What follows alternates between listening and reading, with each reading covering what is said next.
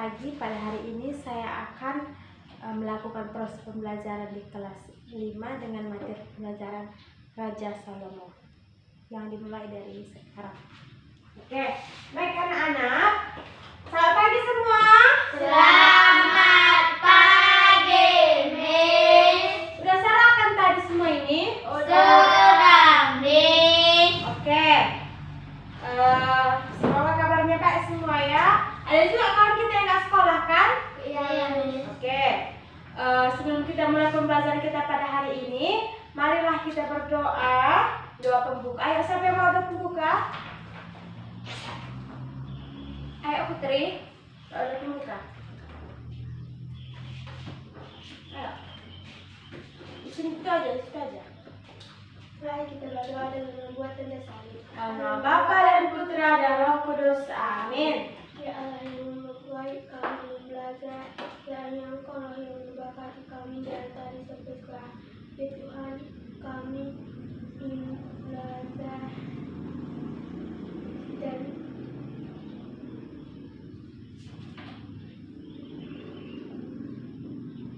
demi keistimewan kami. Amin. Nama Bapa dan Putra dan Roh Kudus. Amin. Oke. Jadi tadi kita sudah berdoa dan kita akan mempelajari materi kita tentang Raja Salomo halaman 58. Halaman 58. Tidak ada namanya. Oke, halaman 58 ya. Udah lihat semua?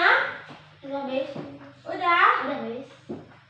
Di tengah buat bukunya, bagi bukunya. Udah? Halaman 58 tentang Raja Salomo. Oke, sebelum kita belajar kita bernyanyi dulu yuk. Lagu apa? Yang itu. Iya. Udah? Bila roh Allah ada di dalamku. Satu. Nyanyi semua ya. 1, 2, 3 ya. Bila roh Allah ada di dalamku, bukan menari seperti daun menari.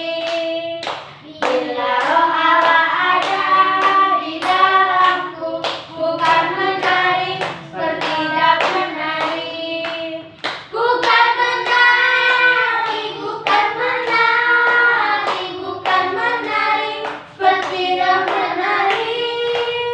Bukan menari, bukan menari, bukan menari seperti daun menari.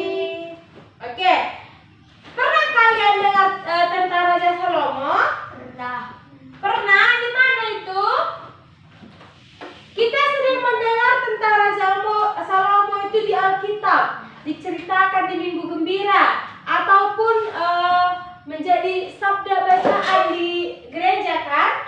Itu yang kita dengar tentang Raja Salomo. Oke, sebelum kita mulai pembelajaran, Miss mau ajak kalian dulu untuk membaca cerita. Membaca cerita kisah semut dan belalang. Ya, dengarkan Miss ya. Kisah semut dan belalang. Pada hari musim panas, di sebuah ladang yang rimbun, seekor belalang sedang melompat-lompat riang, berkicau dan bernyanyi sepuas hati. Pada saat itu, seekor semut lewat, membawa dengan susah payah butir jagung yang dibawa ke sarangnya. Hai semut, kamu sedang apa? Ayo kita bermain denganku.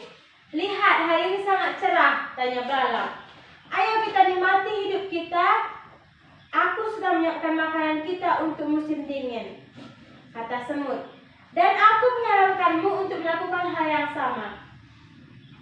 Kenapa repot-repot menyiapkan makanan untuk musim dingin? Musim dingin kan masih lama, kata belalang. Lihat, banyak kali makanan saat ini. Ini tidak akan habis. Tapi semut tidak mempedulikan ajakan si belalang. Dia melanjutkan perjalanan dan melanjutkan kerja kerasnya. Sementara belalang kembali bernyanyi dan memainkan violinnya. Ketika musim dingin tiba, belalang mendapati dirinya lemah karena kelaparan. Sementara itu semut-semut tidak berbahagia dan bersenang-senang karena mereka dapat membagikan setiap hari jagung dan biji-bijian dari lumbung makanan yang mereka kumpulkan di musim panas. Udah kita dengar tadi bertanya? Berani. Udah? Oke, sekarang Miss tanya dulu. Dari cerita tadi, apa yang dilakukan semut tadi? Untuk mengambil jagung. Apa tadi yang dilakukan semut? Membawa makanan ke sarang. Membawa makanan, mencari makanan, membawa biji jagung tadi ke sarangnya. Itu yang dilakukan oleh semut. Lalu, kemudian apa yang dilakukan oleh belalang tadi? Bernyanyi. Bernyanyi, bersenang-senang, bermalas-malasan. Kan? Itu yang kita lihat dari belalangnya. Terus, apa yang dapat kita teladani ataupun apa yang dapat kita petik dari cerita tentang semut dan belalang ini tadi? Tidak malas. Kita tidak boleh bermalas-malasan. Kita tidak boleh membuang-buang waktu. Kita harus menyiapkan keperluan kita untuk hari yang akan datang. Seperti belalang tadi kan, dia bilang kan, masih lamanya musim dingin itu. Tapi ketika musim dingin tiba, dia mati kelaparan. Ada filmnya itu kan, pada zaman dahulu kan? Ada kan? Jadi kita harus melihat ataupun meniru si semut yang selalu bekerja keras, yang selalu menggunakan waktu yang ada untuk menyiapkan segala hal yang perlu di hari yang akan datang. Oke, lihat dulu halaman 60. Gambar apa itu? Gambar matahari. Gambar apa, Gisel? Raja Salomo yang bijak. Sana. Di sana kita melihat dua orang ibu yang sedang merebut satu anak kan, satu bayi kan? Tapi ada di sana Raja Salomo yang menengahi. Oke. Jadi dari gambar yang kita tadi melihat bahwa ada dua orang ibu yang sedang memperebutkan satu orang bayi. Yang di sana terlihat juga prajurit yang megang pisau dan juga seorang Raja Salomo. Itu yang kita lihat kan, Putri? Apa tadi yang kita lihat di sana, Putri?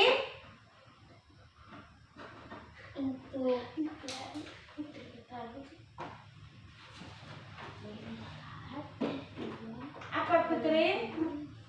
Melihat dua perempuan dan satu bayi. Oke, sekarang kita membaca kitab suci. Bacaannya dari 1 Raja-Raja 3 ayat 16 sampai 28. Pada waktu itu masuklah dua orang perempuan sundal terhadap raja. Lalu mereka berdiri di depannya. Kata perempuan satu, "Ya tuanku, aku dan perempuan ini diam dalam satu rumah, dan aku melahirkan anak pada waktu itu ada di rumah itu. Kemudian pada hari ketiga, sesudah aku, perempuan ini pun melahirkan anak. Kami sendirian, tidak ada orang luar bersama-sama kami dalam rumah. Hanya kami berdua saja dalam rumah. Pada waktu malam, anak perempuan ini mati karena ia menidurinya. Pada waktu tengah malam ia bangun, lalu mengambil anakku dari sampingku. Sementara hambu-hambu ini tidur. Dibaringkannya anak itu di pangkuannya. Sedangkan anak yang mati itu dibaringkannya di pangkuanku. Ketika aku bangun pada waktu pagi untuk menyusui anakku, tampaklah anak itu sudah mati. Tetapi aku mengamati pada waktu pagi itu, tampaklah bukan dia anak yang kulahirkan. Kata perempuan lain itu, bukan, anakku lah yang hidup dan anakmu lah yang mati. Tetapi perempuan pertama berkata pula, bukan, anakmu lah yang mati dan anakku lah yang hidup. Begitulah mereka bertengkar di depan raja. Lalu raja berkata, yang seorang berkata, anakku lah yang hidup dan inilah anakmu yang mati. Yang lain berkata, bukan, anakmu lah yang mati dan anakku lah yang hidup. Sesudah itu raja berkata, ambilkan aku pedang. Lalu dibawalah pedang ke depan raja. Kata raja, peganglah anak yang hidup itu menjadi dua, dan berikanlah setengah kepada yang satu dan setengah lagi kepada yang lain. Kata perempuan yang punya anak yang hidup itu kepada raja. Sebab timbullah belas kasihannya terhadap anak itu, katanya, ya tuanku, berikanlah bayi kepadanya bayi yang hidup itu. Jangan sekali-sekali membunuh dia. Tetapi yang lain berkata, supaya jangan untuk kota penutupmu, penggalah. Tetapi raja menjawab, katanya, berikanlah kepadanya bayi yang hidup itu. Jangan sekali-sekali membunuh dia. Dia itulah ibunya. Ketika seluruh orang Israel mendengar keputusan hukum yang diberikan raja, maka takutlah mereka kepada raja, sebab mereka melihat bahwa hikmat daripada Allah dalam raja dan hatinya melakukan keadilan. Oke, udah kita lihat tadi ayat kitab sucinya? Udah. Siapa tadi pemeran utama dalam cerita itu? Raja Salomo? Ya. Pemeran utama dalam teks kitab suci adalah Raja Salomo. Apa yang dapat kita lihat dari Raja Salomo tadi?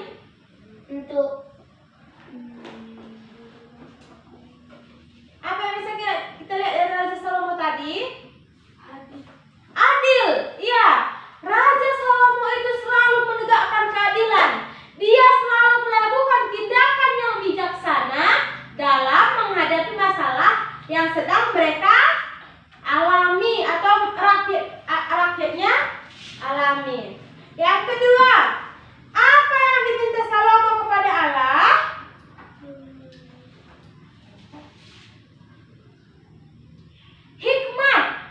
Hikmat.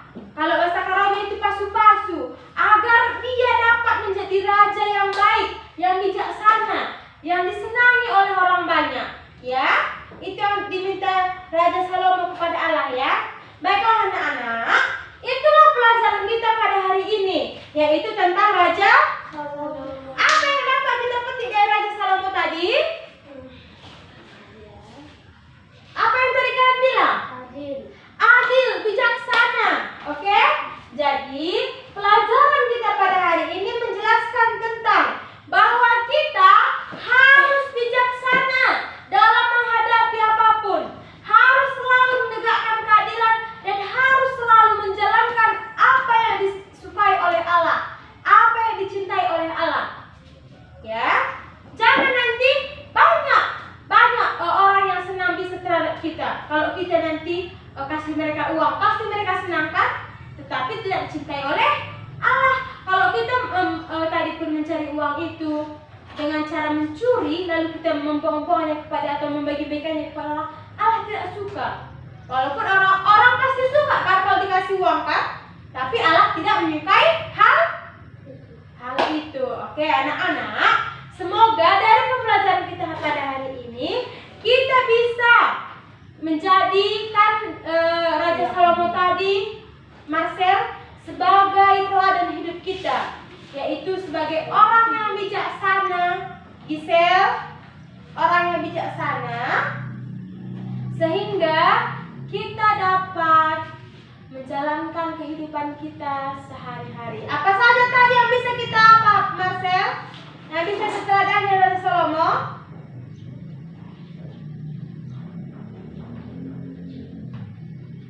Apa Marcel?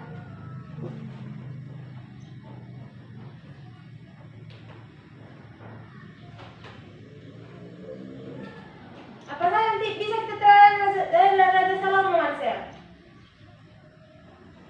Apa Marcel? Oke, yang bisa kita teladan dari Raja Salomo tadi itu kebijaksanaannya, ya. Oke, udah. Itulah pembelajaran kita hari ini. Terima kasih telah mengikuti pelajaran kita. Sebelum kita menutup pelajaran kita, marilah kita berdoa. Marilah kita menyiapkan hati dan pikiran kita berdoa bersama-sama kemuliaan. Karena Bapa dan Putra dan Roh Kudus. Amin. Kemuliaan kepada Bapa dan Putra dan Roh Kudus, seperti pada permulaan, sekarang, selalu, dan sepanjang segala abad. Amin. Karena Bapa dan Putra dan Roh Kudus. Amin.